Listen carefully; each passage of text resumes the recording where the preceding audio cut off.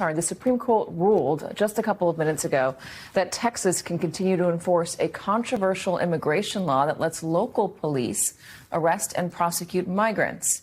NBC's Gabe Gutierrez joins me from the White House. So, Gabe, yesterday it seemed like this decision was indefinitely on hold. There was a stay, and then suddenly today there is a ruling. What can you tell us? Yeah, that's right, Katie. Well, we're just looking at that ruling right now and reading through it. But yes, as you mentioned, right now the Supreme Court letting that controversial law known as SB 4 go into effect. And that was the law that Texas had passed last year, allowing law enforcement in the state to arrest migrants that had entered the state illegally. It's gone back and forth in the courts, but again, we're hearing now from the Supreme Court it is allowing this law to go into effect. And the court says the federal government, though, can return to the Supreme Court if the Fifth Circuit does not act soon to decide whether a law should continue to remain in effect. There is no timeline for the Fifth Circuit to act. And again, Katie, we're just going through this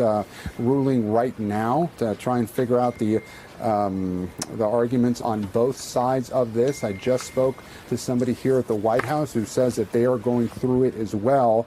But right now, they have no comment thus far. We have heard from the White House previously, though. They have repeatedly said that they believe that this law was unconstitutional, and they criticized Texas Governor Greg Abbott as that this law was politically motivated, and they have referred to his actions before when it came to immigration in Texas as political stunts. Now, Katie, we did speak with Governor Abbott just a couple of weeks ago down in Austin, and he said that this law, SB 4, was necessary because of the record number of migrants that have been going into the state of Texas, and he believed that since, in his view, the federal government had not acted, that the state of Texas, it was necessary to enforce this law. Now, I've also put in a call to the Texas Department of Public Safety just within the past few minutes. We have not heard back from them.